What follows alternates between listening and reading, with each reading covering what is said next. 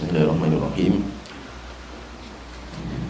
Innal hamdalillah nahmaduhu wa nasta'inuhu wa nastaghfiruh wa na'udzu billahi min shururi anfusina wa min sayyiati a'malina may yahdihillahu fala mudilla lahu wa may yudlil fala hadiya lahu wa asyhadu an la ilaha illallah wahdahu la syarika lah wa asyhadu anna Muhammadan abduhu wa rasuluh amma ba'du. Kita melanjutkan hadis Arba'in An-Nawawiyah, dan sekarang kita masuk di hadis yang ke-14.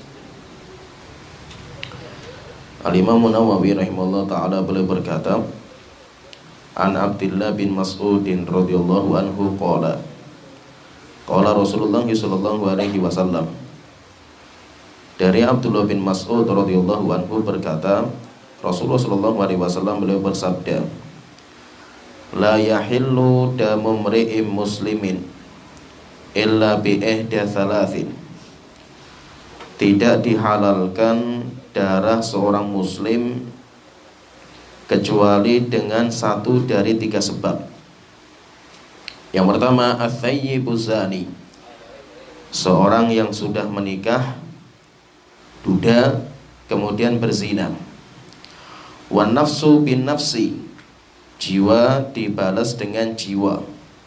Wattariku lidinihi al-mufariqu lil jama'ati, orang yang meninggalkan agamanya dan dia memisah dari jamaah kaum muslimin. Rawahul Bukhari wa Muslim. Hadis ini dikeluarkan oleh Imam Bukhari dan Imam Muslim. Dalam hadis ini Rasulullah SAW menjelaskan tentang sebab nyawa seorang muslim itu sudah tidak terjaga, sudah tidak terhormat. Nyawa seorang muslim itu terjaga, sehingga harta, nyawa, kehormatan seorang muslim dengan muslim yang lain itu diharamkan. Asamu minni dima'ahum wa amwalahum wa irdahum. Siapa yang bersyahadat la ilaha illallah, sholat, zakat, dan mengamalkan Islam, maka darah, harta, dan nyawa dan kehormatan itu terjaga. Tidak boleh ditumpahkan nyawanya, tidak boleh dirampas hartanya, dan tidak dibolehkan untuk dirobek kehormatannya. Di sini Rasulullah SAW menyebutkan, tapi ada tiga penyebab di mana nyawa orang itu sudah nggak ada harganya, tidak terjaga, sehingga harus ditumpahkan nyawanya itu. Rasulullah SAW itu menyebutkan ada tiga. Yang pertama, orang yang berzina dalam kondisi dia itu sudah pernah menikah. Dia itu sudah menikah. Kemudian yang kedua, orang yang membunuh. Orang yang membunuh maka nyawa dibalas dengan nyawa. Kemudian yang ketiga, orang yang murtad. Orang yang murtad dari agama. Kalau murtad otomatis dia meninggalkan jamaah kaum muslimin, karena dia bukan orang muslim lagi. Dulunya dia muslim, kemudian dia keluar dari Islam. Orang yang murtad. Berarti menunjukkan Rasulullah SAW itu, beliau menjelaskan kalau ada orang mengamalkan satu dari tiga, maka dia itu nyawanya sudah tidak terjaga, sehingga nyawanya boleh ditumpahkan, boleh dihukum mati dengan salah satu dari tiga sebab ini. Dan nyawa seorang muslim itu mahal. Nyawa seorang muslim itu mahal, sehingga tidak sembarangan orang itu menumpahkan nyawa seorang muslim. Maka ketika seorang muslim itu sudah masuk Islam, apalagi syahadat, itu mahal sekali di hadapan Allah Ta'ala. Tidak boleh kita itu menumpahkan darahnya kecuali dengan sebab yang Allah bolehkan, sebab yang dibolehkan dalam agama kita. Kalau kita menumpahkan nyawa seorang muslim tidak ada sebabnya, maka kita itu berbuat dosa besar. Dan dosanya gak main-main itu, dosa besar sekali itu. Maka itu nyawa seorang muslim itu terjaga, kecuali kalau dia sendiri yang telah merobek harga dirinya, yaitu dia sendiri yang telah memutuskan penjagaan terhadap nyawanya. Ketika ada orang muslim itu, muslim satu dengan muslim yang lain itu saling menjaga. Haramun damuhu wa irduhu wa maluhu. Seorang muslim satu dengan yang lain itu diharamkan nyawa, harta, dan kehormatan. Tapi kalau dia sendiri yang telah merobek penjagaan terhadap nyawanya, maka di waktu itu nyawa itu sudah nggak ada harganya. Akhirnya orang itu boleh untuk dihukum mati. Nah, Rasulullah SAW menyebutkan ada 3, kita bahas satu persatu. Yang pertama, orang yang sudah menikah kemudian berzina. Zina itu ada 2 macam.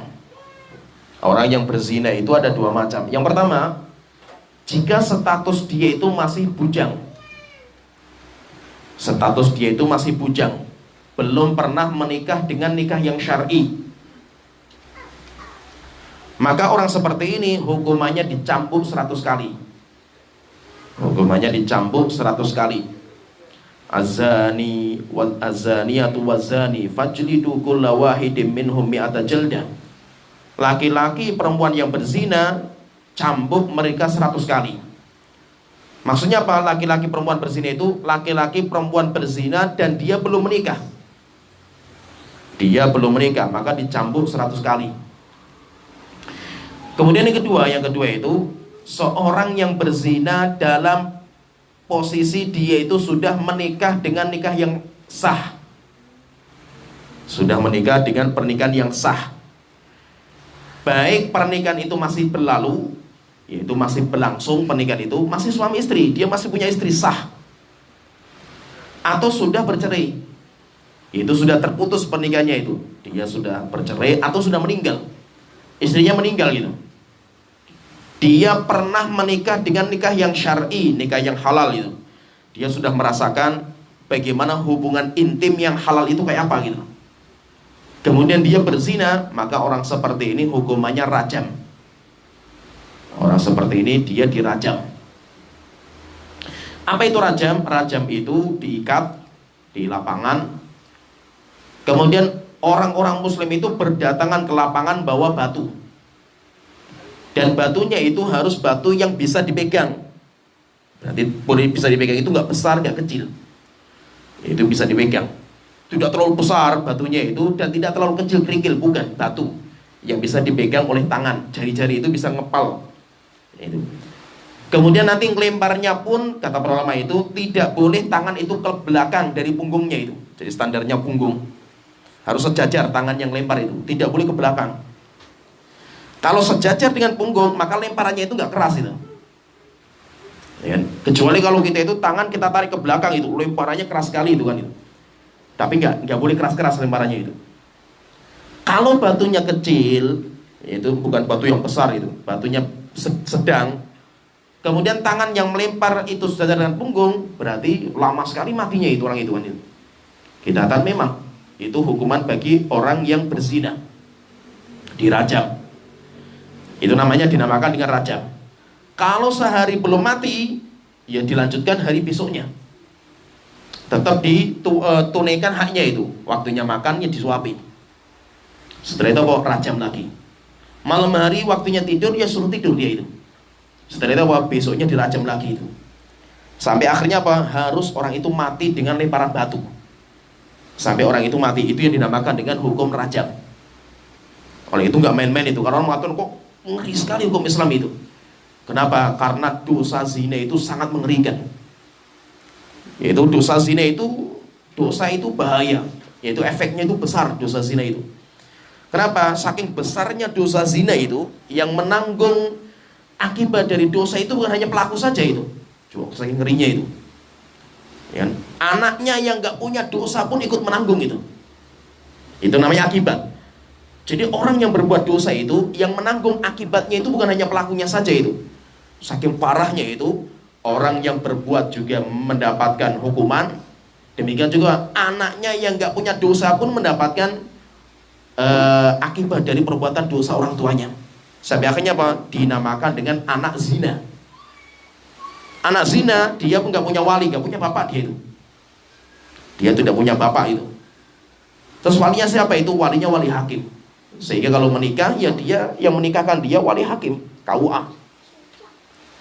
Terus kalau bapak yang menzinai ibunya itu meninggal dunia, itu pun gak mendapatkan warisan, karena dia bukan bapaknya. Dia bukan bapaknya. Hatta walaupun itu anak kandungnya itu, tetap dia bukan bapaknya. Sehingga bapaknya kalau meninggal dunia, anaknya nggak mendapatkan warisan. Itu kan mengerikan, gak main-main itu. Sekarang kalau orang ditanya itu, nah dosa saya apa? Kan saya cuma yang berbuat kan bapak saya itu dan ibu saya itu. Kita katakan itulah namanya akibat dosa. Saking parahnya itu yang menanggung banyak orang itu. Sehingga anaknya menanggung, masyarakatnya menanggung juga. Apalagi lingkungan masyarakat, gak main-main itu. Dosa zina itu dosa yang membuka azabnya Allah Ta'ala. Rasulullah mengatakan tidak ada zina dan riba yang merajalela illa ahallu bidzalika ba'sallah, kecuali masyarakat itu sudah mengundang datangnya azab Allah Ta'ala itu. Akhirnya bahwa ketika zina sudah merajalela, tinggal tunggu saja azab itu. Dan azab itu macam-macam itu. Tsunami, bukan hanya azab itu berupa azab alam gitu, musibah alam, tsunami, gempa bumi, gunung meletus, bukan itu. Tetapi azab itu karena apa? Allah akan memilihkan pemimpin-pemimpin yang zalim. Itu azab juga itu. Pemimpin yang zalim itu kan azab gitu. Pemimpin yang zalim itu azab. Akhirnya apa? Ketika pemimpin yang zalim, akhirnya apa masyarakat itu? Masyarakat dibebankan untuk membayar pajak. Mending kalau kita bayar pajak, hak kita ditunaikan gitu. Sudah kita bayar pajak dipaksa, hak kita nggak ditunaikan gitu. Kan kita bayar pajak untuk jalan gitu. Sehingga jalan negara kita itu kan kita yang bayarkan gitu. Yang mending kalau jalannya kayak tol kan itu. Bukan jalan yang bagus kita bayar lagi kan itu. Yang terjadi seperti itu, kita sudah dipaksa untuk bayar pajak dan ngeri sekarang pajak itu. Tetapi hak kita nggak ditunaikan. Kenapa? Karena itu akibat dari dosa. Sehingga kalau dosa itu sudah merajalela, apalagi zina itu mengerikan akibatnya itu. Maka ketika dosa zina itu dosa paling parah dan paling keji, akhirnya apa? Cara mengobatinya tidak bisa kecuali diamputasi lah istilahnya itu. Tidak bisa diselamatkan, tidak bisa disuntik, tidak bisa dikasih obat, nggak bisa gitu. Saking parahnya virus itu. Akhirnya ketika virus itu ganas, zina itu ganas sekali virusnya itu, maka dokter pun sudah tidak ada pilihan kecuali diamputasi, potong orang itu. Itu jasadnya yang terkena virus itu potong itu supaya selamat yang lainnya. Demikian juga apa? Dosa zina. Dan dosa itu kayak penyakit menular.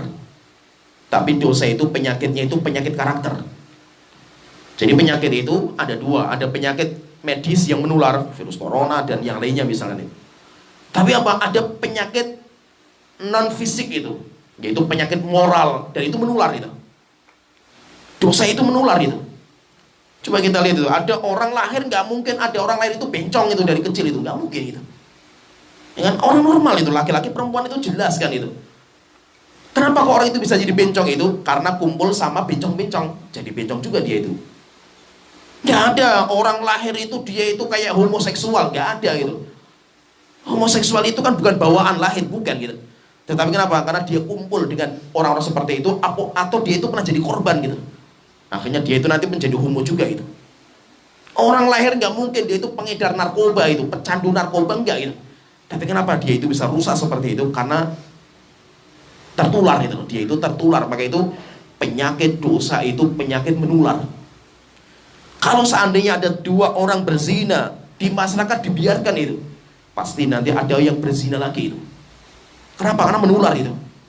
Maka tidak ada pilihan dalam agama kita untuk menyelesaikan penyakit seperti menular seperti ini, kecuali langsung diamputasi. Tujuannya apa? Untuk menyelamatkan jasad-jasad yang sehat gitu. Ya. Demikian juga apa? Ini harus diamputasi sehingga orang-orang itu tidak ada yang mengulang gitu. Itu selesai, penyakit itu selesai itu. Coba kalau kita lihat itu, hukum selain hukum Islam itu, yang seakan-akan hak asasi manusia, seakan-akan itu kita itu toleransi, seakan-akan itu kita kebebasan dan yang lainnya itu. Apakah itu solusi? Nggak bisa jadi solusi. Orang zina, orang membunuh, penjara itu, keluar penjara menjadi monster setelah itu kan itu. Lebih ganas lagi setelah itu kan itu. Apakah orang tobat dari dosa dan maksiat ketika di penjara? Enggak, semakin parah dia keluar dari penjara itu. Karena itu nggak solusi itu. Ya, Islam walaupun dia itu sering dituduh sebagai agama yang radikal, agama yang tidak kenal hak asasi manusia, agama yang keras, agama macam-macam lah itu. Tapi itu solusi paling canggih ya seperti itu gitu. Tidak ada cara solusi kecuali itu gitu. Begitu apa? Kalau kita lihat di negeri-negeri Arab itu, walaupun orang mengira ya keras, radikal dan yang lainnya itu, tapi negeri Arab itu negeri yang paling aman untuk wanita. Aman. Berbeda dengan negeri kita itu. Negeri kita kan orang khawatir itu. Kenapa? Karena kalau dia diperkosa, dia dibunuh, orang yang bunuh pun masuk penjara sebentar keluar kan itu. Apalagi dia punya uang ya, dia punya jabatan dan yang lainnya selesai urusan kan gitu. Beda dengan di negeri Arab. Di negeri Arab itu nggak main-main itu. Kalau seandainya negeri Arab itu hukum undang-undang nggak berlaku, maka yang berlaku hukum masyarakat. Dan itu nyata di negeri Arab seperti itu.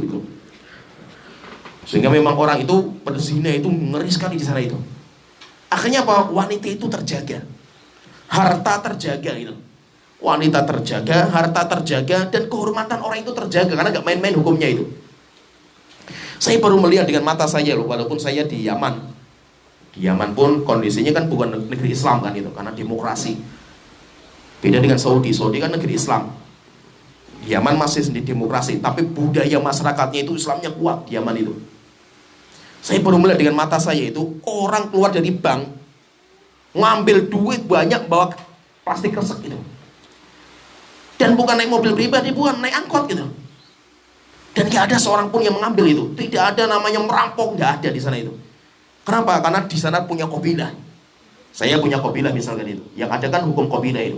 Kalau seandainya ada satu orang yang merampok satu dari qabilah, yang ngamuk bukan saya, keluarga saya, qabilah saya itu. Sehingga bisa perang qabilah itu. Sehingga bahwa orang berbuat kejelekan itu gak main-main. Kenapa? Karena dia punya qabilah, saya punya qabilah itu. Walaupun di sana itu orang senjata, mereka bersenjata gitu. Kita lihat orang Yaman itu semuanya pakai senjata itu. Tapi gak mudah-mudahan, mereka tidak bermudah-mudahan dalam masalah senjata itu. Tidak langsung nembak orang begitu saja pakai senjata, tidak itu. Saya nembak orang, itu qabilahnya sana, pasti akan bunuh qabilah saya juga itu. Dan itu apa? Itu membuat orang itu ketakutan. Jadi gak sembarangan mereka itu. Demikian juga saya melihat haknya wanita itu, Masya Allah itu sangat-sangat terhormat di sana itu wanita itu. Itu di Yaman. Di Yaman itu kalau sudah kita ngantri, misalkan saya ngantri laki-laki itu, datang perempuan gak boleh ngantri itu, langsung maju. Saya naik angkot, karena saya waktu itu masih baru datang di Yaman, saya nggak tahu juga itu. Tak kira budaya kayak orang Indonesia itu. Saya naik angkot kan kursi kan gitu.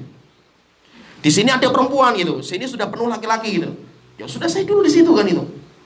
Saya duduk sebelah perempuan, gempar waktu itu, saya mau dibunuh sama orang-orang sana itu. Akhirnya lihat saya orang Indonesia itu, akhirnya dilihat baru datang itu, akhirnya dimaafkan itu. Aib sekali di sana itu orang duduk sebelah perempuan, Masya Allah itu bisa dibunuh sama orang sana itu. Jadi gak main-main di sana itu. Sampai saya pernah lihat dengan mata saya itu, Masya Allah itu. Saya naik bis waktu itu. Depan saya itu laki-laki, mahasiswa. Itu dia lagi capek, tidur. Kakinya itu diangkat di sandaran kursi depannya itu. Ya, kita naik bis kan kayak itu. Terkadang kalau kita tidur kan kaki diangkat di sandaran depannya itu. Rupanya depannya itu perempuan. Akhirnya apa? Ketika perempuan itu terasa di belakangnya itu ada kaki yang nempel di sandarannya itu, dia marah, perempuan itu ngambil bukunya disamplukkan ke mukanya laki-laki itu. Setelah itu dia ngomong ke supirnya itu, bahwasanya laki-laki belakang saya itu ganggu saya itu. Padahal cuma kayak gitu itu. Akhirnya bahwa sopirnya berhenti dan mengusir orang itu suruh keluar dari bis itu. Dan diusir gitu. Coba bayangkan itu, perempuan terhormat, terjaga itu perempuan itu. Saya pernah di Yaman itu ada sebuah kasus.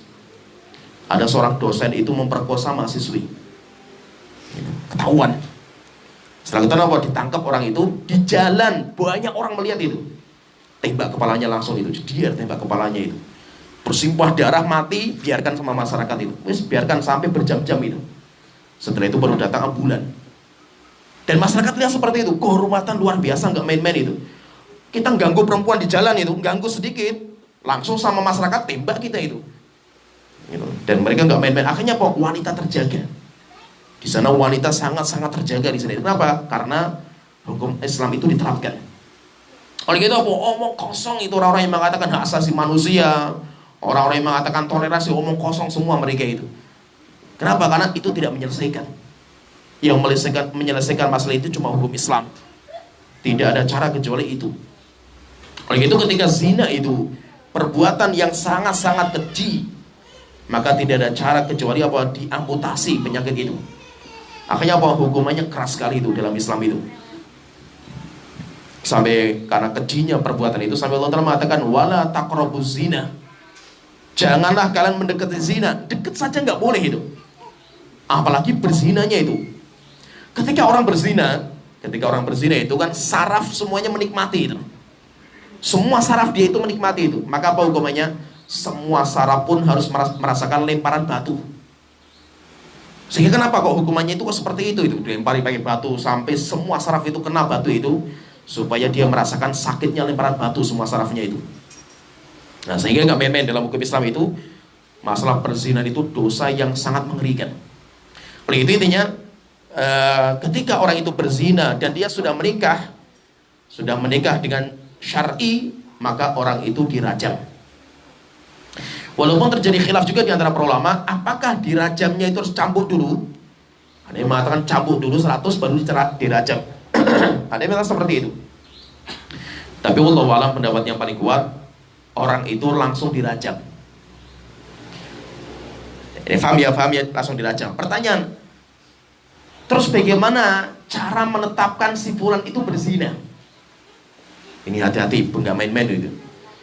Cara menetapkan si A itu berzina, maka dengan satu dari dua cara. Yang pertama, pengakuan dia sendiri. Iqrarun nafs, yaitu dia itu mengatakan dengan sendirinya, saya berzina. Laporan dia masuk pengadilan, maka langsung dirajam orang itu. Orang itu dirajam, walaupun sudah bertobat. Kenapa? Karena rajam itu hukum dunia, bukan hukum hari kiamat loh itu. Itu hukum dunia itu. Sehingga apa? Rajam itu hanya menyelesaikan di dunia. Apakah di hari kiamat itu sudah selesai? Belum tentu. Dia bertobat atau tidak gitu. Ya, paham ya, tergambar ya. Sehingga cara menetapkan dia itu bisa dirajam karena zina itu dengan satu dari dua. Yang pertama itu dengan pengakuan dia. Dan itu yang terjadi sama Rasulullah SAW. Kemudian yang kedua, dengan mendatangkan 4 saksi laki-laki.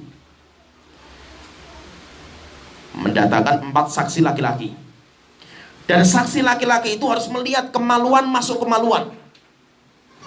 Coba ya kan, gak main-main loh, karena itu hukuman paling berat. Maka cara menetapkan hukuman pun gak macam-macam, gak main-main itu. Sehingga kasus ini sampai ditetapkan ketok palu kamu berzina misalkan itu gak main-main itu. Harus dia sedia mengakui, atau yang kedua harus mendatangkan saksi 4. Walam ya'tu bi arba'ati syuhada. Allah Ta'ala mengatakan siapa? Pahami ini. Siapa yang menuduh si A berzina? Oh, saya melihat dia itu berzina itu. Gak bisa kita terima sampai kamu mendatangkan 4 saksi. Mana saksinya? Siapa yang tidak bisa mendatangkan 4 saksi? Laki-laki yang melihat dengan mata bahwasanya kemaluan sudah masuk kemaluan, fajliduhum tsamanina jaldah. Cambuk orang itu 80 kali cambukan. Kenapa? Harga diri seorang muslim itu gak main-main itu. Ya, paham ya? Kalau seandainya misalkan gini, ada 4 orang atau 5 orang lihat masuk ke kamar, jelas sekali terjadi perzinahan sampai masuk kemaluan ke kemaluan itu. 4 orang itu datang ke pengadilan. Kita di sini melaporkan bahwasanya si A dan si B berzina. Setelah itu disumpahin. Kamu berani bersumpah? Kamu lihat kemaluan masuk kemaluan? Ya, saya berani sumpah. Kamu berani sumpah? Kamu berani bersumpah? Yang ketiga, yang keempat nggak berani. Nggak, saya nggak berani. Saya mundur itu. Mundur. Maka 3 orang cambuk semua itu. 3 orang dicambuk semua itu.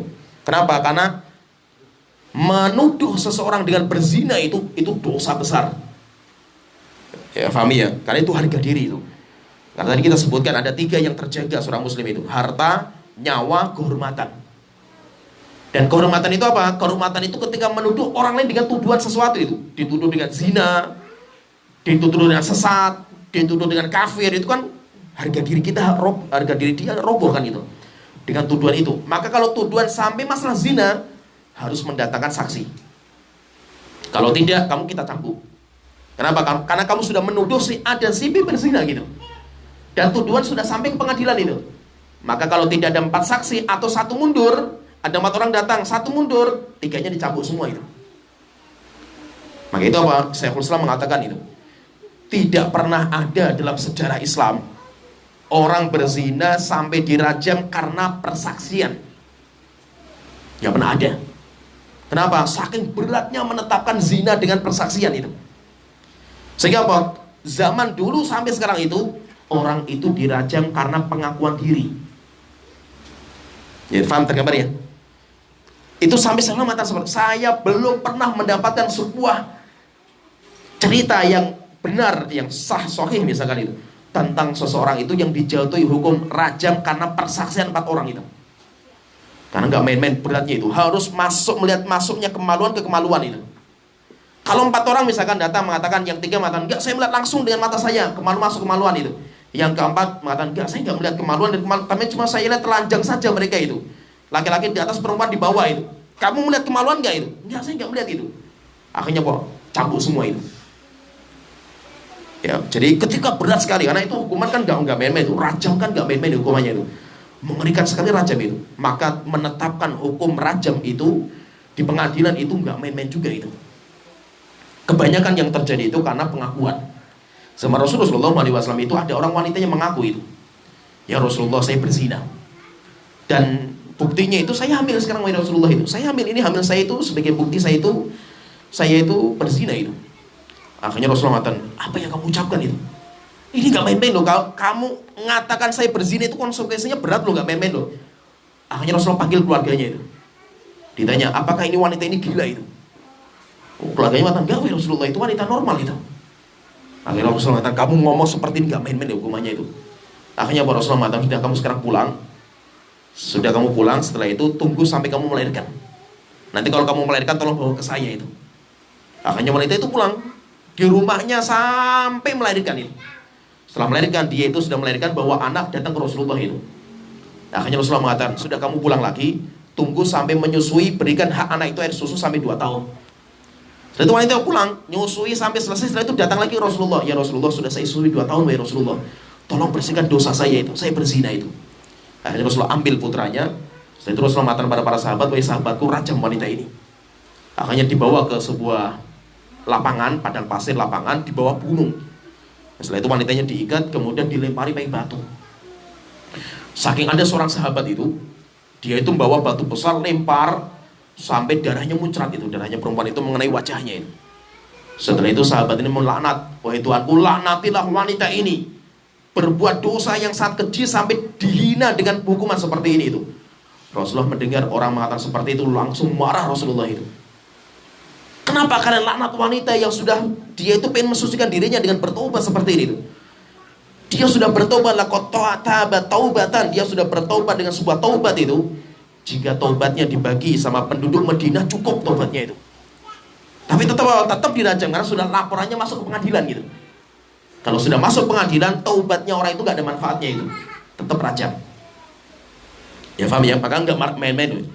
Tidak main-main, apalagi menuduh dengan tuduhan-tuduhan zina tanpa sebab itu. Laki-laki perempuan, suami istri, hati-hati masalah ini. Kalau seandainya misalkan ini pernah terjadi kasus, nanti ada hukum namanya hukum li'an.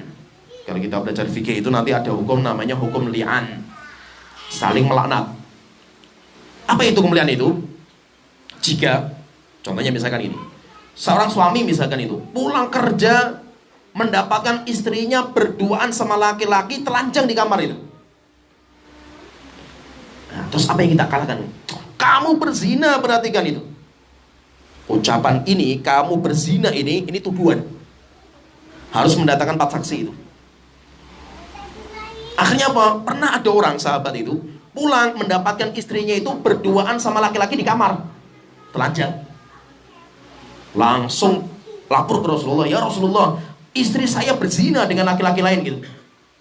Maka Rasulullah mengatakan, datangkan 4 saksi. Kalau tidak kamu saya cambuk itu. Akhirnya dia mengatakan, ya Rasulullah, saya melihat pulang rumah, lihat istri saya bersama laki-laki lain telanjang gitu. Apakah harus mendatangkan saksi biar saya mengatakan dia itu berzina? Ya, harus 4 saksi. Kalau nggak ada 4 saksi kamu saya cambuk itu. Coba gak main-main kan itu. Hanya dia mengatakan, ya Rasulullah, saya sendirian pulang sendirian, saya nggak punya siapa-siapa yang menjadi saksi itu. Kamu saya sambung. Coba bayangkan itu. Akhirnya dia mengatakan, terus gimana kalau saya dicambuk ya Rasulullah? Padahal saya seperti itu. Kamu bisa keluar dari cambukan kalau kamu melaknat istri kamu. Namanya hukum li'an. Akhirnya apa? Dia bersumpah, demi Allah, saya bersumpah atas nama Allah bahwa ucapan saya benar, istri saya itu berzina. Saya bersumpah atas nama Allah dan saya siap dilaknat oleh Allah seumur hidup itu jika saya keliru itu, bahwa istri saya berzina 5 kali itu. Yang kelima dia mengatakan, dan saya siap diazab dunia dan akhirat, dilaknat jika seandainya istri saya itu gak berzina. Kalau dia sudah berani melaknat istrinya, namanya li'an, laknat istrinya itu, maka istrinya dirajam. Diambil istrinya itu. Suami kamu sudah melaknat kamu itu, sehingga apa? Dia sudah berani bersumpah 5 kali bahwasanya kamu berzina itu. Kalau dia keliru, dilaknat sama Allah dunia dan akhirat itu. Maka berarti kamu sekarang saya ambil, saya rajam itu. Terus kalau perempuannya pengen bebas dari hukum rajam, kamu juga harus melaknat suami kamu itu 5 kali juga itu, bahwasanya saya tidak berzina, saya bersumpah atas nama saya tidak berzina. Terakhirnya, dan saya siap diazab, dilaknat dunia dan akhirat kalau saya itu berdusta. Kalau sudah terjadi saling melaknat seperti ini, maka mereka harus bercerai, tidak boleh kembali selama-lamanya itu mereka itu. Itu dinamakan dengan hukum li'an. Berarti menunjukkan apa? Enggak main-main orang itu menuduh gitu. Oh, kamu selingkuh ya itu. Masya Allah itu, hati-hati ucapan seperti ini. Selingkuh itu kan gak main-main itu. Selingkuh itu kan arti global. Selingkuh itu pasti berzina gak? Oh, kamu selingkuh kamu itu. Gara-gara pulang, HP-nya istri, suaminya itu dicek sama istrinya itu. Wah, SMS kamu sama siapa itu? Akhirnya bubar keluarganya. Oh, selingkuh kamu ya. Hati-hati. Kalimat-kalimat seperti ini itu gak baik. Ini sudah masalah harga diri itu. Kalau sudah menyangkut harga diri, menuduh seorang muslim itu gak main-main itu. Apalagi sampai tuduhannya itu tuduhan yang bahaya itu, kafir. Kalau seorang muslim dituduh sebagai orang sesat, itu gak main-main itu. Man qala li akhihi ya kafir. Siapa yang mengatakan kepada saudaranya seorang muslim itu, ya kafir. Tuduhan kafir itu, faqad ba'a bihi ma ahaduhuma. Kalimat yang sudah keluar ini, kafir itu akan mencari siapa yang layak itu. In kana kama qala, kalau memang yang dijuluki itu layak dikafirkan, jatuh kepada yang dijuluki. Wa illa roja ila sahibi, tapi kalau dia nggak layak, kembali kepada yang mengatakan kalimat kufur itu. Sehingga apa? Siapa yang mengatakan kepada orang lain, orang muslim itu kafir, dia nggak cocok, berarti dia kafir di hadapan Allah Ta'ala itu. Nggak main-main itu. Kenapa? Karena sudah menyangkut harga diri itu. Kalau sudah menyangkut harga diri itu sudah urusannya berat di hadapan Allah Ta'ala itu, harga diri seorang muslim itu. Apalagi apa? Tuduhan zina. Tuduhan zina, tuduhan paling keji, nggak main-main itu. Sehingga apa? Harus melihat, dan 4 saksi melihat kemaluan itu masuk kemaluan. Sehingga apa? Nggak pernah ada. Saya pernah mengatakan nggak pernah ada orang dirajam karena persaksian. Saking beratnya itu. Yang ada itu kebanyakan itu karena pengakuan. Orang itu datang kemudian mengaku, ya Rasulullah, saya berzina. Akhirnya dirajam sama Rasulullah SAW. Pertanyaan di sini selanjutnya misalkan, terus kalau seandainya ada orang dirajam gitu, kita sebutkan tadi juga, tadi pernah saya sebutkan, terus urusan akhiratnya itu sudah selesai atau belum itu? Kita katakan belum. Rajam itu tidak menghapuskan dosa. Paham ya? Rajam itu hanya untuk menyelamatkan orang-orang lain supaya tidak ikut-ikutan gitu. Ya, tergambar, paham ya? Sehingga apa? Urusan orang itu dirajam itu bukan untuk masalah dia, bukan gitu. Ya, paham ya? Jadi kalau ada orang di zina kemudian dirajam, itu bukan untuk masalahnya orang itu, bukan gitu. Bukan sebagai pembersih dosa-dosa orang itu, bukan juga gitu. Tetapi rajam itu maslahatnya untuk orang lain, supaya orang lain itu selamat dari penyakit menular ini gitu. Terus apa yang menghapuskan dosa-dosa dia itu dari kiamat? Taubatnya dia. Ada orang dia berzina, dirajam, dia belum bertobat, hatinya masih belum menerima hukum Allah Ta'ala itu. Dia belum bertobat dalam hatinya itu, dirajam mati, urusannya sampai hari kiamat belum selesai itu. Kenapa? Dia belum bertobat gitu. Jadi yang menghapuskan dosa itu taubatnya itu. Sedangkan rajam itu bukan urusan dunia, tetapi bukan urusan akhirat. Rajam itu untuk urusan dunia saja. Ya, paham ya? Pertanyaan, kalau seandainya orang berzina, pertanyaan, apa yang terbaik bagi saya kalau saya bertobat? Apakah saya lapor pengadilan sehingga saya konsekuensinya nanti dirajam, atau saya itu sembunyikan informasi itu kepada pengadilan, saya nggak lapor gitu? Ini mana yang terbaik gitu? Maka semuanya, kata para ulama, itu dilihat kepada pribadi Anda. Jika memang Anda itu sudah bertaubat dengan taubat yang nasuha, dan insya Allah dengan taubat itu nggak akan mengulang perbuatan itu, maka kata para ulama, yang terbaik adalah memanjangkan umur. Ya, yang terbaik memanjangkan umur. Supaya apa? Supaya dia itu bisa menutupi dosanya dengan taubat dia, amal soleh dia sebanyak-banyaknya itu. Karena kalau sudah dihukum mati, sudah nggak bisa amal soleh lagi itu, nggak main-main kan gitu. Tapi kalau dia itu ditakutkan, saya takut kalau saya itu tidak dihukum mati, saya akan jatuh lagi dari perzinahan itu. Ya, saking kuatnya fitnah di kampung itu, di tempat itu misalkan itu, saya belum tentu bisa selamat dalam masalah ini lagi itu. Maka yang terbaik bagi orang itu untuk lapor pengadilan sehingga dirajam, selesai urusan itu. Ya, paham ya? Itu pernah terjadi juga di Saudi. Ada seorang syekh itu cerita dalam khutbah Jumat, Masya Allah itu ceritanya itu. Sampai syekhnya itu nangis ketika khutbah karena cerita ini itu. Ada seorang temannya dia, temannya syekh itu, orang Saudi, dia sudah menikah, pergi ke luar negeri lah, ke Eropa, bisnis. Jadi ada orang Arab bisnis di sana itu. Karena istrinya itu ditinggal, istrinya di Saudi itu. Dia di Eropa, kondisi Eropa seperti ini, fitnah, mengerikan fitnah wanita, sampai akhirnya berzina. Setelah itu ketika pulang di Saudi, dia itu menyesal itu. Sering dengar ceramah-ceramah para ulama tentang bahaya zina dan hukuman nanti di hari kiamat, sampai akhirnya nangis dia itu. Sampai akhirnya kepikiran terus itu, dosa zina itu, kepikiran apa, azabnya orang berzina nanti di hari kiamat kan mengerikan itu. Sampai akhirnya dia itu stres itu. Apakah dia itu harus lapor pengadilan selesai supaya dia itu bersih dosanya, atau dia itu menutupi dosanya itu. Tapi karena dia itu masih sering ke bisnis luar negeri, takut dia jatuh lagi itu. Akhirnya suatu ketika dia itu datang ke seorang ulama, ceritakan cerita dia itu. Setelah itu dia tanya itu, Syekh, apakah yang terbaik bagi saya itu untuk lapor pengadilan, setelah itu saya dirajam selesai itu, atau saya itu tutup saja itu? Akhirnya beliau mengatakan, jika memang kamu itu sudah bertobat dengan taubat nasuha, dan pintu-pintu zina di setelahnya itu sudah tertutup itu, maka yang terbaik bagi kamu untuk diam saja. Kamu perbaiki sekarang amal soleh kamu, perbaiki dengan sebaik-baiknya itu.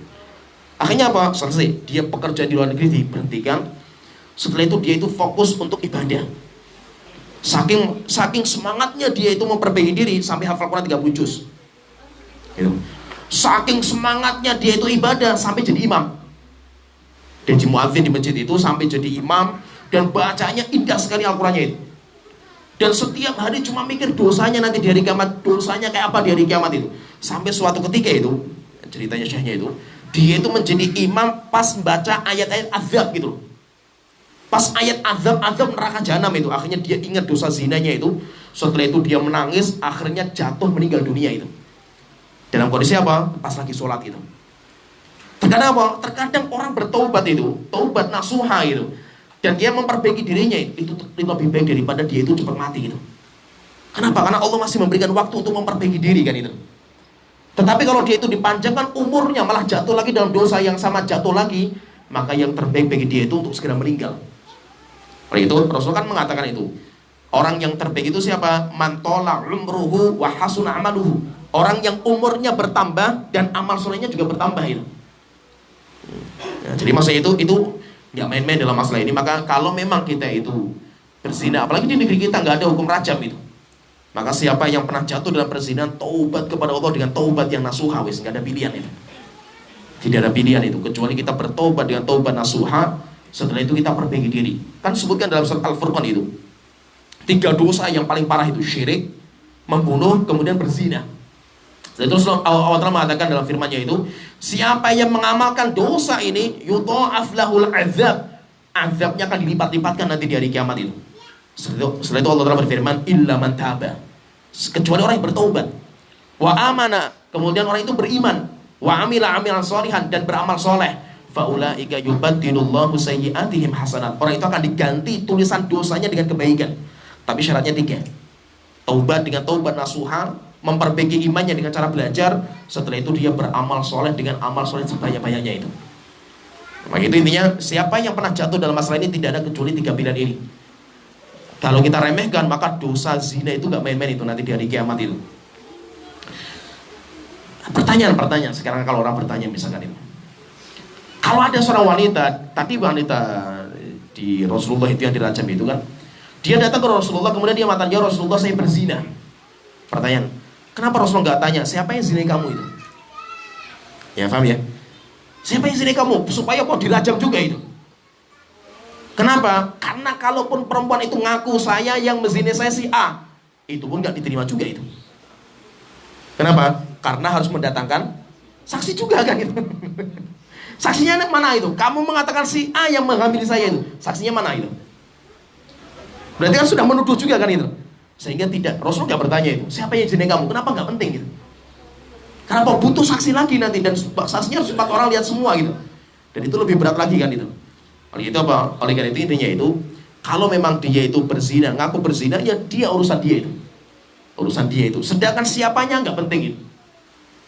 Nah itu nanti kalau dalam pembahasan fikih itu, walaupun khilaf di antara para ulama itu, yaitu ketika ada seorang berzina, laki-laki perempuan berzina. Setelah itu laki-laki yang menzina itu menikahinya itu. Pertanyaan, status anaknya itu kayak apa gitu? Status anaknya itu kayak apa itu? Ada yang mengatakan kalau memang itu adalah bapak kandungnya itu, secara biologisnya itu, maka bisa dinisbatkan kepada bapaknya. Tetap dinamakan walinya bapaknya ini. Tapi wallahu alam, pendapat yang paling kuat tetap tidak dianggap. Walaupun bapak kandungnya itu. Walaupun perempuannya mengatakan saya itu mengambil si fulan gitu, tetap kita katakan gak bisa. Kenapa? Karena itu air mani haram yang tumpah secara haram, sehingga tidak menyebabkan bapak kandungnya itu secara hukum syariat itu nggak berlaku itu. Walaupun memang itu anak kandungnya itu, sehingga tidak boleh dinikahi sama bapaknya nggak boleh, tapi tetap status syariatnya nggak bisa itu. Sehingga ini bukan walinya, tidak bisa jadi wali dalam pernikahan. Demikian juga tidak bisa mendapatkan warisan anaknya itu, bagaimanapun itu. Kenapa? Karena status agamanya itu nggak sah. Kenapa nggak sah? Karena air mani haram. Ya, maka tetap tidak bisa itu. Nah, jadi intinya seorang yang berzina itu nggak main-main, hati-hati itu. Karena hukumannya rajam bagi orang yang sudah menikah itu. Oleh itu kalau kita itu takut untuk jatuh seperti ini, maka segera menikah. Tidak ada pilihan kecuali itu. Yang jomblo-jomblo segera menikah itu. Ya kan? Apalagi kalau seandainya istri meninggal misalnya, atau suami meninggal itu, kalau memang takut fitnah itu segera menikah. Sampai jatuh dalam perzinahan kan sudah pernah menikah, itu lebih ngeri lagi itu. Nggak main-main itu. Kemudian juga masalah perzinahan itu, masalah hukum rajam itu, ini perlu saya sampaikan sedikit faedahnya itu.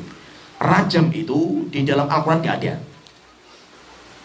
Rajam itu di Al-Quran nggak ada. Ayat, maksudnya ayat yang bicara masalah rajam itu nggak ada. Yang ada itu cambukan. Bagi orang yang berzina itu dicambuk. Tapi kita katakan tadi, cambuk itu bagi orang yang belum menikah. Tapi kalau orang yang sudah menikah, di Al-Quran nggak ada. Adanya dalam hadis Rasulullah SAW, ada ceritanya terkenal sekali itu, hadisnya Sahih Bukhari Muslim itu. Tapi ayatnya nggak ada itu. Tapi maka kita katakan memang ayatnya itu nggak ada lafadznya. Kenapa? Karena lafadznya itu sudah dihapus, tapi hukumnya itu masih ada. Itu dinamakan nanti bab, kalau kita belajar nanti itu ada namanya bab nasih mansuh. Kalau kita belajar tafsir ahkamul Quran itu nanti ada bab atau usul fikih dibahas juga, namanya nasih dan mansuh. Ada ayat yang menghapus, ada ayat yang dihapus. Nasih mansuh. Dan nasih mansuh itu nanti ada 3. Ada yang dihapus lafaz saja, hukumnya masih berjalan. Ada ayat lafaznya nggak ada, tapi hukumnya masih berlaku.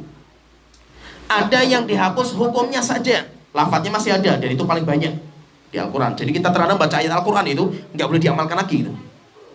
Lafaznya masih ada, masih kita baca dalam sholat kita itu, tapi nggak boleh diamalkan. Kenapa? Karena hukumnya sudah dihapus. Ya. Ada juga lafadz Al-Quran yang hukumnya dan lafadznya dihapus. Ya, teman-teman paham ya?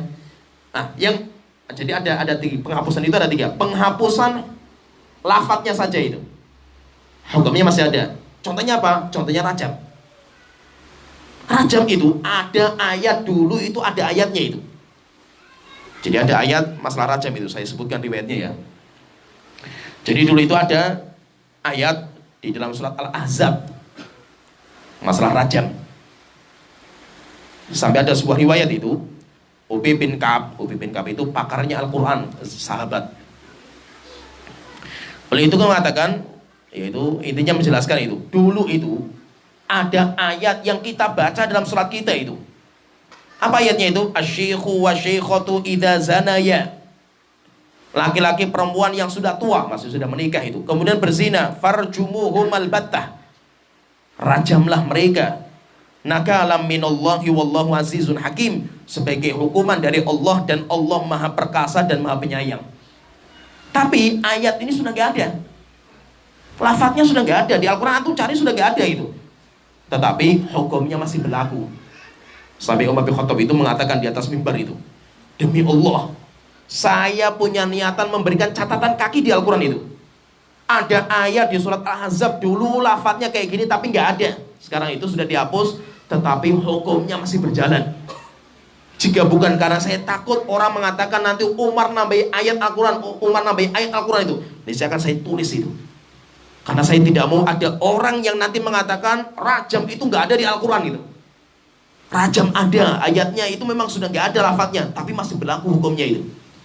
Jadi pahami ini maksudnya itu, ayat yang bicara masalah rajam itu dihapus oleh Allah Ta'ala lafadznya, tetapi hukumnya masih berlaku. Nah, itu dinamakan nanti dengan bab nasih dan masuk. Maka kita cari Al-Quran itu, coba kita cari masalah rajam, nggak ketemu gitu, nggak ada, karena lafadznya sudah nggak ada itu. Tetapi hukumnya itu masih berlaku. Kalau mayoritas nasih mansuh itu untuk penghapusan hukum. Banyak kita baca Al-Quran itu, hukumnya nggak bisa diamalkan lagi itu, karena sudah dihapus dengan ayat yang lainnya itu. Ini jadi yang pertama, pembahasan yang pertama itu tentang orang yang dihukum mati, harga dirinya, nyawanya sudah nggak terjaga, disebabkan karena dia itu berzina dan dia sudah menikah. Pertanyaan, kalau dia itu belum menikah, zina terus berkali-kali itu, sampai pengadilan itu ditanya, kamu zina sudah berapa kali? 10 kali itu, tapi tidak pernah sah gitu loh, perzinahan tidak pernah halal gitu, tetap dia itu dicambuk. Zina lagi setelah itu, cambuk lagi. Zina lagi, cambuk lagi itu. Tidak bisa dirajam sampai dia itu menikah syar'i. Ya paham ya? Jadi yang membuat dia dirajam itu kenapa? Karena dia itu pernah menikah dengan pernikahan yang sah, kemudian setelah itu berzina. Tapi kalau zina tidak bisa membuat dia itu dirajam.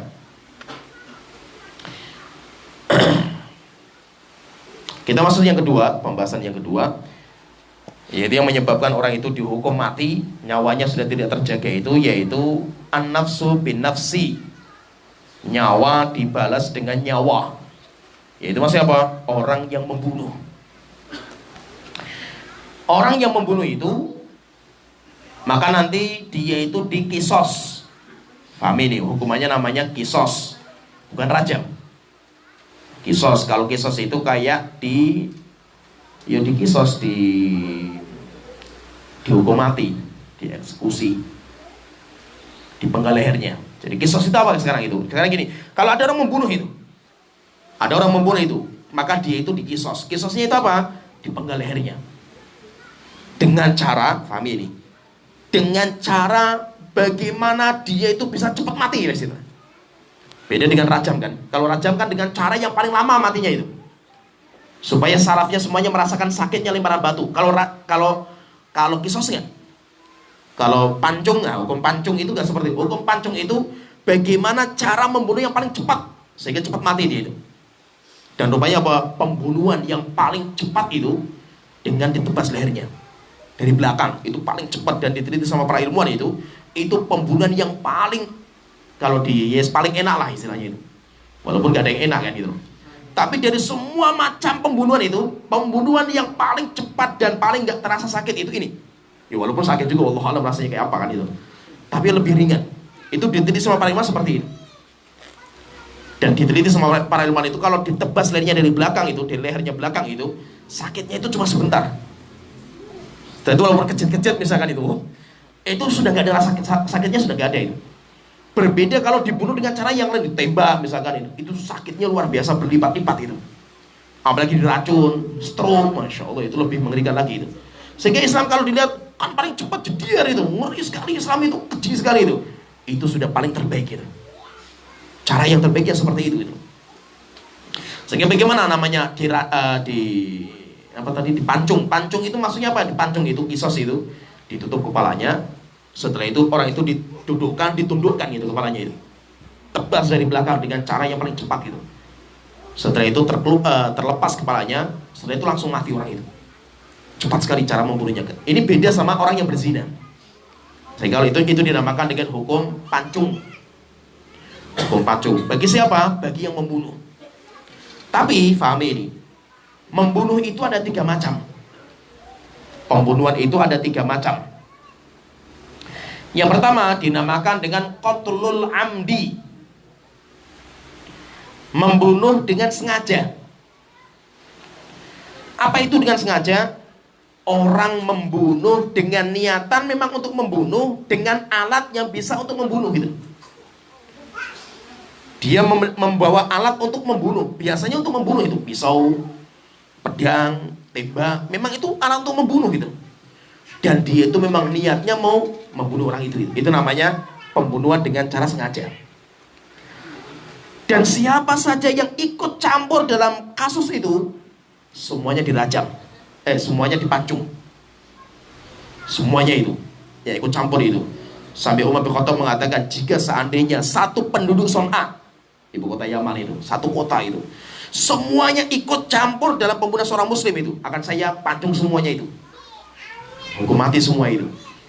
Tetapi itu yang dinamakan dengan qatlul amd.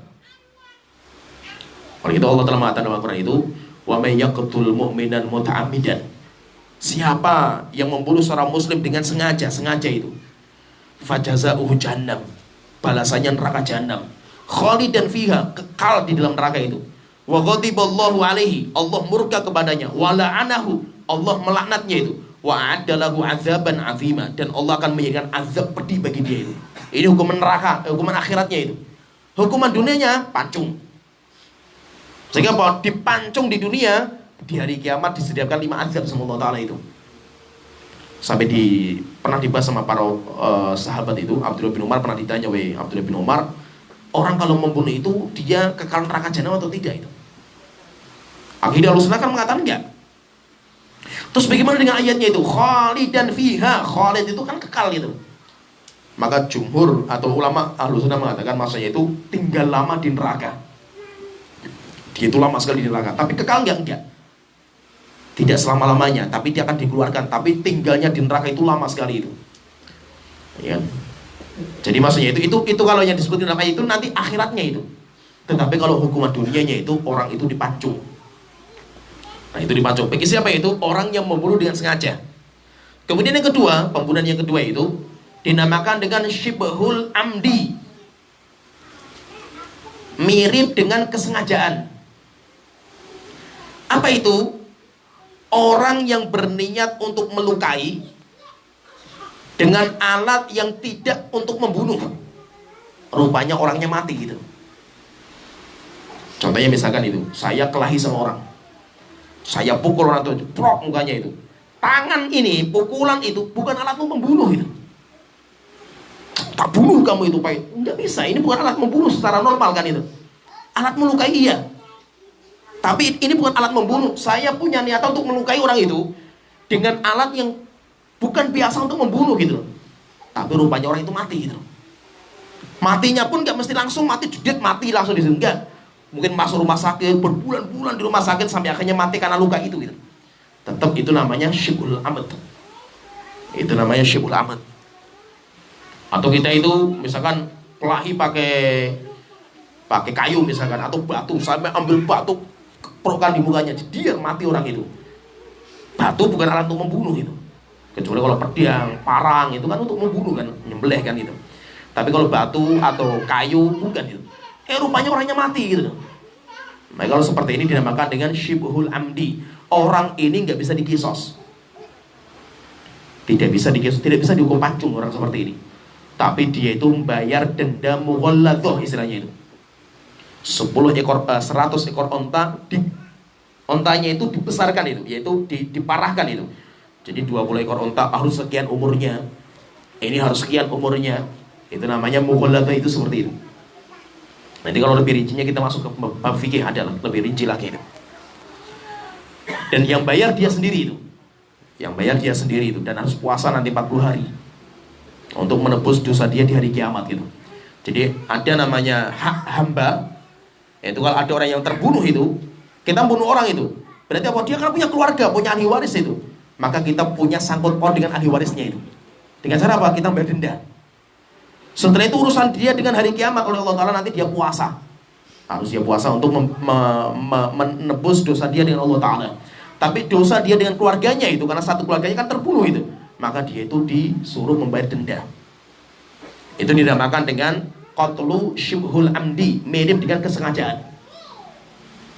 Kemudian yang ketiga itu dinamakan dengan qatlul khata'. Namanya qatlul khata'. Khata' itu apa? Keteledoran. Membunuh tidak ada kesengajaan, karena teledor gitu, karena kita itu nggak sengaja gitu. Tidak sengaja itu. Itu apa? Orang itu nggak punya niatan membunuh sama sekali, tiba-tiba ada orang mati gitu. Dengan sebab dia itu. Contohnya misalkan gini, saya berburu, melempar anak panah ke burung, yes, meleset, anak panahnya jatuh kena orang mati gitu. Ya, kan saya nggak tahu kalau di sana ada orang kan gitu. Ya, saya bikin sumur di rumah itu, sumurnya belum jadi, sama tukang lupa nggak ditutup gitu. Saya lupa nutup itu. Tiba-tiba ada anak main-main jatuh situ mati gitu. Nah, itu saya berarti apa? Saya itu penanggung jawab untuk menanggung orang itu. Kenapa? Karena orang itu mati karena teledornya saya itu. Saya kalau bikin sumur itu berarti apa? Harus ditutup kalau malam hari kan. Selesai di tukangnya pergi harus ditutup kan gitu. Kalau dibuka ikan teledor saya kan gitu. Ya paham ya? Teledor saya kan itu. Saya misalkan makan pisang kulitnya tak buang di jalan raya itu. Teledor saya itu. Ada orang ngebut naik motor kena itu terpleset mati orang itu. Aduh. Saya nanggung. Saya berarti apa? Saya penanggung jawab kan gitu. Karena teledornya saya, buang sampah bukan di situ kan itu. Kecuali apa? Saya buang sampah di tong sampah, orang ngebut nabrak tong sampah mati itu. Ya kan bukan sama itu tong sampah kan ngawurnya tuh sopirnya kan gitu. Ya kan paham ya? Tapi kalau ini saya itu naruh di situ tuh. Sampah naruhnya di jalan kan banyak orang-orang, Masya Allah orang Indonesia itu buang sampah di jalan gitu, luar biasa itu. Itu lalu lintas orang kan gitu. Ya kan? Dan itu banyak itu jalan raya kayak itu, buang sampah. Orang di rumah bawa plastik sampah itu, buangnya di jalan raya, pergi lagi setelah itu. Luar biasa, jalan raya untuk lalu lintas malah dibuang sampah itu. Orang selesai kerja misalkan itu, jualan apalah bakmi lah, jualan inilah itu, cuci piring atau cuci itu, airnya taruh di jalan, Masya Allah kan gitu. Ada orang lewat itu kepleset mati terus bagaimana kan gitu. Nah itu berarti saya teledor itu. Saya teledor. Kalau teledor seperti ini apa? Berarti ini teledor kan berarti saya itu kan. Nah kalau saya teledor itu maka nanti dia itu nggak bisa dikisos juga itu. Tetapi dia itu disuruh bayar denda yang mukhaffafah. Dendanya diringankan. Ringankan itu 20 onta seperti ini ukurannya lebih bawah daripada yang nomor 2 itu. Dan siapa yang bayar itu? Yang bayar itu akilahnya. Yang bayar itu keluarga besarnya. Sehingga kalau saya misalkan teledor sampai akhirnya Pak ada orang mati gara-gara saya. Misalkan saya tadi berburu tadi itu, saya harus membayar 100 ekor onta itu. Terus bagaimana itu? Saya kumpulkan keluarga besar saya, kita patungan. Sehingga nanti yang bayar itu akilahnya. Akilah itu keluarga besar saya itu. Ya. Tapi apa? Tetap harus dibayarkan. Karena nyawa itu harganya 100 ekor onta. Nyawa itu. Dan anggota tubuh satu itu harganya 100 ekor onta. Hidung kan jumlahnya 1 itu. Berarti 1 hidung itu harganya 100 ekor onta gitu. Orang kelahi mukul itu jeprot. Saya itu apa? Hidungnya patah gitu. Berarti apa? Saya bayar 100 ekor onta. Karena 1 hidung harganya 100 ekor onta itu. Tangan misalkan saya kelahi pukul tangannya orang, dia patah tangannya itu. Maka tangan itu ada 2, berarti 100 bagi 2. Berarti satu tangan berapa harganya? 50 ekor onta. Jari-jari, saya kulahi sama orang jari-jarinya biar patah satu jari-jarinya itu. Jari-jari ada 10. Berarti serta ekor onta bagi 10. Berarti satu jari-jari itu harganya 10 ekor onta. Itu dinamakan dengan diatnya, yaitu denda. Dinamakan dengan denda. Nah, jadi seperti itu. Oleh itu apa? Enggak sembarangan orang membunuh. Dalam Islam membunuh sengaja, orang itu dipancung. Orang itu dipancung. Kenapa? Harga diri seorang muslim itu mahal. Kecuali kalau jadi ada beberapa nanti pembunuhan yang nggak bisa dipancung gitu, seperti bapak bunuh anaknya, nggak bisa. Seperti orang muslim bunuh orang kafir, nggak bisa dihukum juga itu. Seperti tuan bunuh seorang budak, nggak bisa juga itu. Jadi nanti ada beberapa poin di mana kasus pembunuhan tetapi tidak bisa dikisos.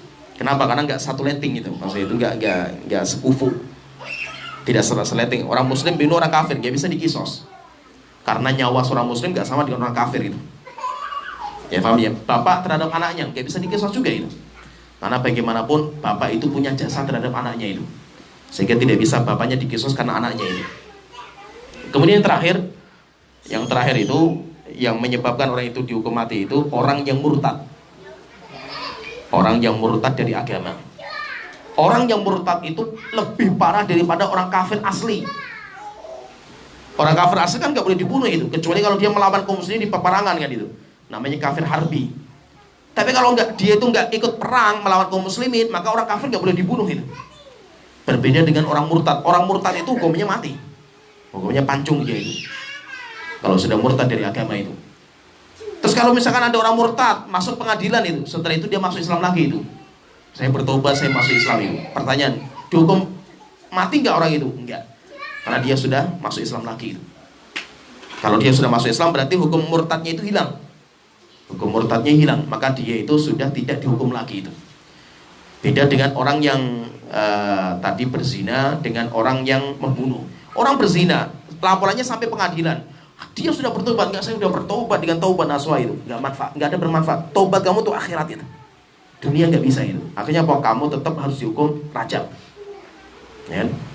Demikian juga bahwa orang membunuh itu. Dia sudah bertobat, saya sudah bertobat kepada Allah dengan taubat nasuha itu. Taubat kamu tuh akhirat. Dunia tetap kamu dipancung dalam itu. Nah, sehingga intinya kalau orang itu murtad dari agama, murtad itu dosa yang paling parah. Karena dia keluar dari agama, dan itu lebih parah daripada orang kafir asli, orang murtad itu. Maka orang yang murtad itu hukumannya dihukum dengan hukum mati. Nanti selain yang disebutkan 3 itu, ada beberapa yang dihukum mati. Contohnya misalkan orang yang mengamalkan liwat. Liwat itu homoseksual. Homo dibunuh juga hukumannya itu. Yang penting apa? Homo itu hukum mati. Homoseksual itu, LGBT itu hukumannya mati. Tapi yang menjadi khilaf itu para ulama itu, cara bunuhnya kayak apa itu? Apakah dia itu dirajam kayak orang berzina? Bukan, dia nggak berzina itu. Atau dia itu dipancung? Enggak, dia bukan. Terus bagaimana hukumannya itu? Kata para ulama, hukumannya yang paling mengerikan. Yang penting hukum mati. Dengan cara apa? Bebas, pemerintah boleh menetapkan. Bisa dilempar di atas tebing, loteng, lempar tai ke atas, kepalanya di bawah, jatuhkan itu. Atau dia taruh di bawah, diturunkan atau dilemparkan batu besar di atasnya, kepalanya pecah, terserah. Yang penting apa? Orang yang pelaku homoseksual itu hukumannya mati itu. Tapi caranya gimana cara matikan itu? Bebas. Pemerintah diberikan wewenang. Kenapa? Karena nggak ada caranya secara syar'i, jadi nggak ada. Pertanyaan, kalau orang korupsi bisa nggak dihukum mati itu orang korupsi itu? Tidak bisa itu. Karena mencuri itu nggak bisa dihukum mati. Dia orang mencuri itu potong tangan. Kalau sudah sampai nisabnya pencurian, potong tangannya itu.